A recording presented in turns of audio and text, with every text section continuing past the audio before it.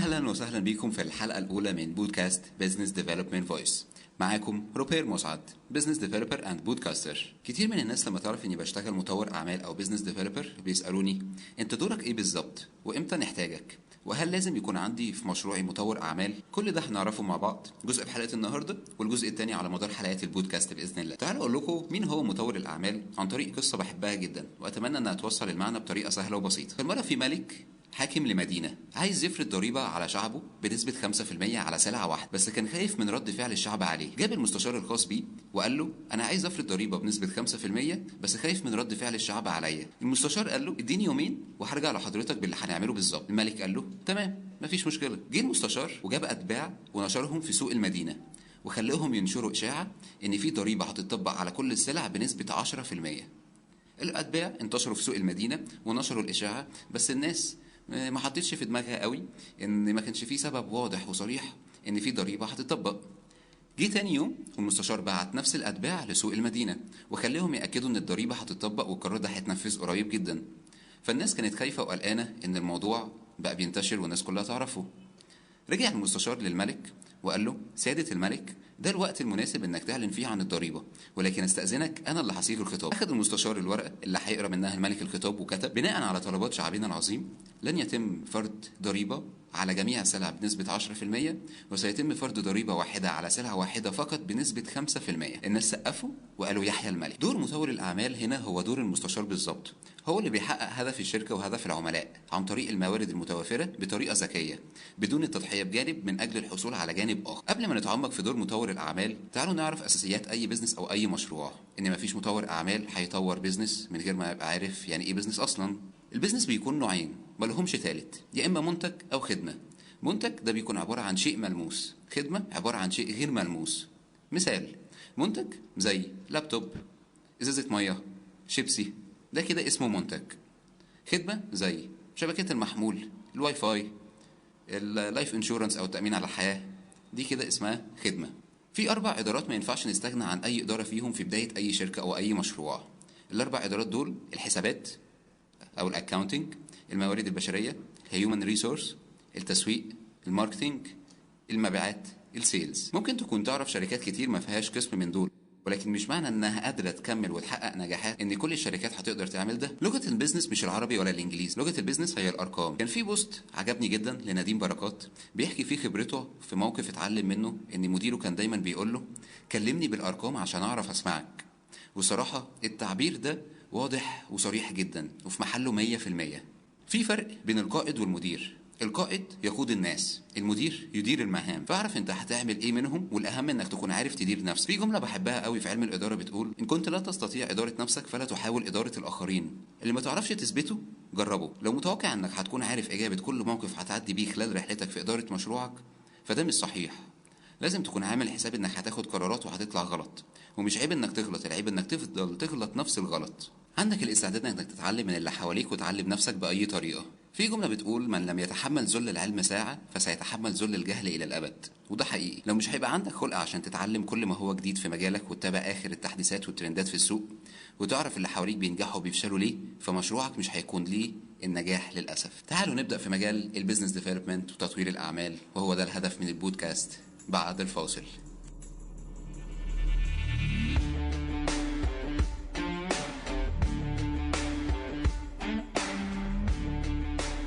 تعالوا بمثال بسيط نوضح الفرق بين 3 حاجات مكملين لبعض جدا، وهما التسويق والمبيعات وتطوير الاعمال. ببساطه كده التسويق دوره هو ان العملاء يعرفوا المنتج او الخدمه اللي بتقدمها ويجوا لك عند باب الشركه. المبيعات دورها يبيع المنتج او الخدمه للعملاء اللي واقفين على باب الشركه. اما تطوير الاعمال هو بناء مبنى جديد للشركه او دور جديد للشركه. بشكل علمي اكثر وضوحا تعالوا نعرف ادوار مطور الاعمال ايه هما بالتفصيل، وهم عباره عن 9 ادوار. 1. وضع خطة النمو للشركة، بمعنى ان لو الشركة واقفة عند نقطة اكس النهاردة هنعمل ايه عشان نوصل للنقطة واي. 2.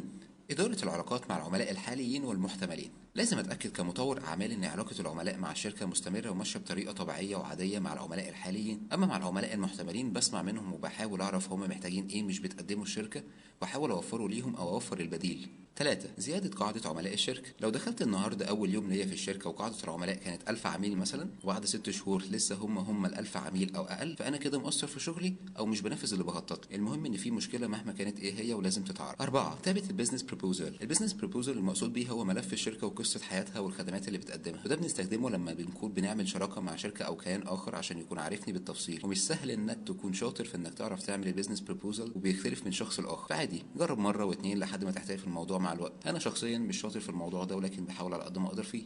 5. التفاوض مع المستثمرين. لو انت ما عندكش خطه نمو واضحه والشركه مش بتقدم قيمه حقيقيه للعملاء، مش هتعرف تتكلم بثقه مع اي مستثمر وهتتحرق مع الوقت. فاختار المكان اللي بتمثله عشان سمعتك كمطور اعمال مهمه جدا في السوق. 6. البحث عن نقاط قوه الشركه واحتياجات العملاء، تخدمها لسد احتياجات العملاء. اي شركه هتلاقي عندها نقاط ضعف، ده طبيعي، لكن مش الطبيعي انك تركز على نقاط الضعف وتكون زعلان على العملاء اللي بسبب نقاط الضعف دول بيمشوا ومش بيجوا تاني، وهم نسبتهم مثلا لا تتجاوز ال 3%. دي غلطه انا نفسي في بدايه شغلي كمطور اعمال كنت بقع فيها، لكن الشطاره هنا انك تستغل نقاط قوه الشركه وتقدم قيمه جديده او تحسن القيمه اللي بتتقدم، وتخلي العملاء اللي زعلانين مبسوطين ويلاحظوا التحسن التدريجي في الشركه من كافه الجوانب. 7.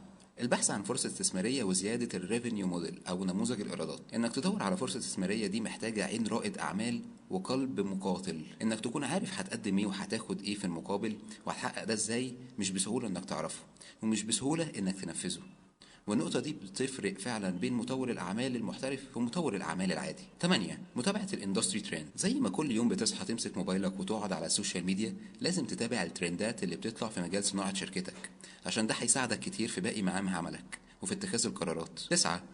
تقرير عن الجوانب الناجحة في الشركة والجوانب اللي محتاجة تطوير. انك تكون عارف نقاط ضعفك وسايبها بمزاجك، غير انك تكون جاهل بيها من الاساس. حدد نقاط قوة وضعف الشركة كل 3 شهور على الاقل، وقارنهم بين ال3 شهور اللي فاتوا عشان تعرف الشركة بتتقدم ولا بترجع لورا ولا واقفة في مكان. دول كده مهام اي مطور اعمال في اي شركة في العالم. تعالوا نعرف كام معلومة على السريع من خلال خبرتي وخبرة مطورين اعمال درست معاهم واشتغلت معاهم، فاستأذنكم عايزكم تركزوا قوي في الجزء ده. مهام مطور الاعمال بتختلف من شركة وصناعة للتانية، لكن مش بيختلف الهدف ابدا. اي ان دور مطور الاعمال هو ال9 ادوار ثابتين وممكن يزيدوا او يقلوا حسب مجال الصناعه، ان كانت سياحه او مجال طبي او تكنولوجيا وهكذا. فالمجال بيتغير لكن الاهداف مش بتتغير. شغلانه غير روتينيه خالص ولكن مرهقه جدا، الغلطه فيها بخساره تقدر بفلوس. فعشان كده صعب انك تلاقي شركات كتير بتفتح فرص تدريب في مجال تطوير الاعمال، لانه مش ده المجال او الوظيفه اللي هيخلي طالب او خريج جديد يتحمله، لان الشركه عارفه انها هتخسر كتير عقبال ما هيتعلم. وعشان انا مؤمن ان من حق كل شخص انه ياخد فرصه عشان يتعلم، انا بنزل فرص تدريب في شركات كبيره وستارت اب في مجال تطوير الاعمال. لو مهتم بفرص زي كده هتلاقي لينك البيج بتاعتي في لينك الوصف. تطوير الاعمال وظيفه زي وظائف كتير ظهرت اخر 20 سنه. بيحصل موقف حابب ان اتكلم فيه، وهو ان ما ينفعش يكون دورك الوظيفي مثلا سيلز وتسمي نفسك مطور اعمال. مصطلح تطوير الاعمال بقى سكسي لاي حد عايز يعمل لنفسه اسم او براند، ولكن في الحقيقه انت بتضر سوق تطوير الاعمال ومطورين الاعمال، وبتسيب طابع مش لطيف للعميل اللي كان معاه. ان كل حد بيقول على نفسه مطور اعمال او بزنس ديفلوبر ده هيكون على نفس الشاكله، يا اما هيطلع سيلز وفي الاخر عايز يحقق تارجت على حسابي، يا اما هيطلع بيبيع كلام وجاي ياخد فلوس مني وخلاص. دي مسؤوليه كبيره ربنا هيحاسبنا عليها. ما ينفعش نغش الناس، والاهم اننا ما ينفعش نغش نفسينا عشان نعرف نتعايش معاها ونكون مبسوطين بالعمل اللي بنقوم بيه مهما كان مسماك الوظيفي. علميا علماء النفس اثبتوا ان الشخص اللي بيخاف يعترف بوظيفته او انه يعلن عنها قدام الناس هو حاسس بالخوف والخطر، وان الناس هتحكم عليه بالسلب لو قال انه شغال وظيفه معينه. عزيزي المستمع، لو حضرتك او حضرتك بتواجه المشكله دي فده مش عيب، العيب انك تسيبها وما تحاولش تعالجها. طيب تعمل ايه عشان تعالج الموضوع ده؟ هشارككم ب4 خطوات هيساعدوكم في ان انتوا تعالجوا الموضوع ده، اتمنى انهم يكونوا مفيدين ليكم. اولا، لو مش حابب الشغلانه اللي بتشتغلها ومش لاقي نفسك فيها سيبها ارجوك. لا تحترق وظيفيا من اجل لقمه العيش، لانك لو جيت على نفسك في الفلوس اللي هتجمعها هتصرفها على علاجك، فمش هتكون استفدت حاجه وانت بتحرق نفسك في مكان ووظيفه مش مناسبه ليك، الا لو الوظيفه اللي انت فيها هتقربك من حلمك ومش بتحبها، يبقى تعال على نفسك وكمل واستفيد منها بقدر المستطاع. ثانيا، لو انت مش عارف انت عايز ايه فمحدش هيعرف، ده شيء خاص بيك انت. لازم تقعد مع نفسك وتكتشف انت بتحب تشتغل ايه بالظبط وايه اللي مش بتحب تشتغله.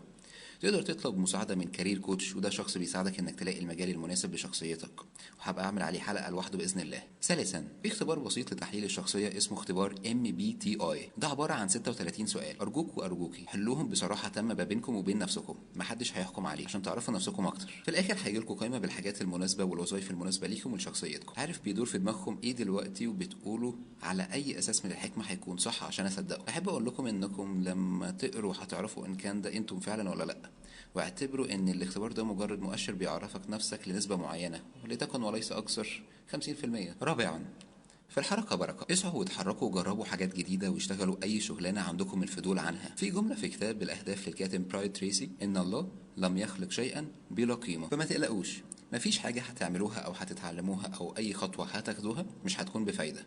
أكيد هتتعلموا شيء هينفعكم في السنين اللي جاية من مستقبلكم، سواء في حياتكم الشخصية أو المهنية. في نهاية حلقتنا النهاردة حابب أقول لكم إن محدش فينا في الحياة بيكون عارف إيه الصح أو إيه الأفضل، إحنا بس بناخد بالأسباب وبنسعى وبنعمل اللي علينا وبنجتهد للآخر، وربنا بيكمل تعبنا وسهرنا وشقانا. ربنا هيحطنا في المكان المناسب مع الناس المناسبين في الوقت المناسب، لكن كل شيء على الأرض ليه وقت. مشكلتنا إننا مش عايزين نستنى، أو بمعنى أصح مش قادرين نستنى، لأننا في عالم السرعة والتكنولوجيا، وده شيء مش مريح نفسيا. أتمنى تكون الحلقة الأولى كانت ممتعة ومليئة بالمعلومات المفيدة اللي تساعدكم في خلال رحلتكم في الحياة، سواء على المستوى المهني أو المستوى الشخصي. وما تنسوش تعملوا فولو للبودكاست عشان يوصل لكم كل حلقة جديدة بإذن الله. أشوفكم على خير في الحلقة الثانية من بودكاست بيزنس ديفلوبمنت فويس مع روبير مسعد.